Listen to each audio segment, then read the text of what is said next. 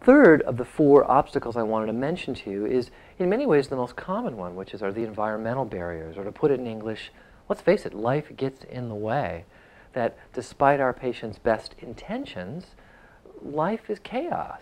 All of our patients, all of us, we have stress in our lives. We have lots of competing priorities and daily demands. We may be unable to afford medications or afford medical visits. Many of our patients, of course, have poor or no health care insurance. And there's many, many social and cultural influences that contribute to how inactive we are, how likely it is that we tend to make poor food choices. You know the details of that. I don't need to go into those. But we know we live in a toxic environment here in America for trying to live a long and healthy life. So these are obstacles our patients face, and we also want to think about those today as well. So the last obstacle I want to mention has to do with harmful health beliefs. These are our patients' most deeply held beliefs about what diabetes is and how it works. And whether we talk about it overtly or not, we are in fact wrestling with, dealing with our patients' beliefs about diabetes all the time. Now there's three truly harmful beliefs I want to mention because they're going to influence what we're going to be talking about today. One is, we know that many of our patients think that diabetes is, no big deal. And they'll say things to us like, well, doc, I feel fine, so I'm fine. And, when something falls off or something serious happens, I promise you I'll get back here into your office and we'll do something about this. But until then, I'm not going to worry about it. Or a more laissez-faire attitude, someone says, well, we're going to die anyway. Diabetes is what's going to do it to me. What's the big deal? Another important obstacle is some ways the opposite of that, the sense of hopelessness and despair.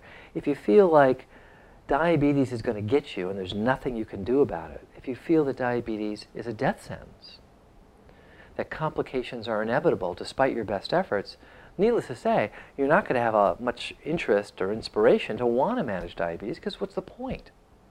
So there's the no big deal issue, there's the hopelessness issue, and there's one more on the next slide I want to share with you.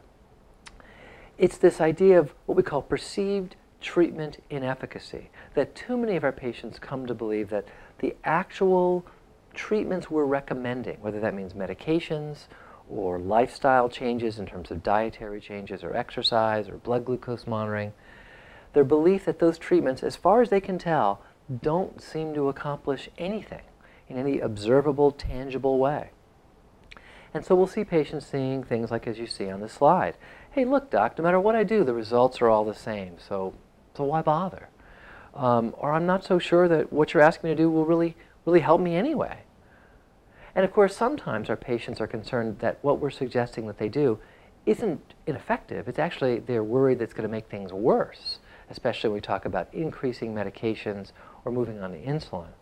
And so I'm sure you've heard people say things to you like, boy, you want me to take insulin? Oh, I don't think so. That's going to definitely make my diabetes worse.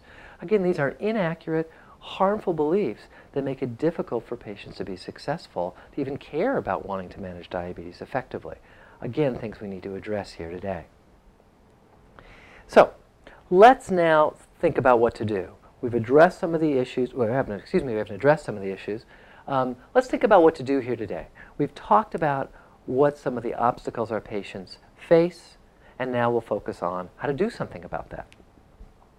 I'd like to suggest to you that there's an agricultural analogy that we can use that will help us set up this idea of understanding motivational interviewing and set up how we can better be of help to our patients. When we think about strategies that can be effective to promote healthy behavior change, strategy number one is we need to prepare the soil.